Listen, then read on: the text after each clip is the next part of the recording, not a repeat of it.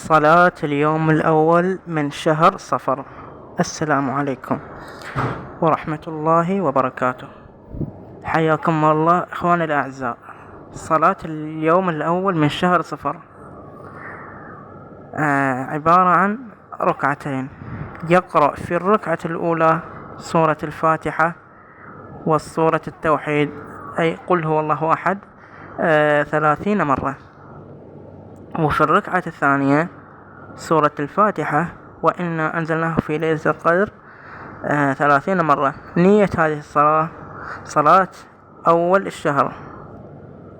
فعن رسول الله صلى الله عليه وآله وسلم قال: من صلى هذه الصلاة اشترى سلامة هذا الشهر. صدق رسول الله صلى الله عليه وآله وسلم. اللهم صل على محمد وآل محمد.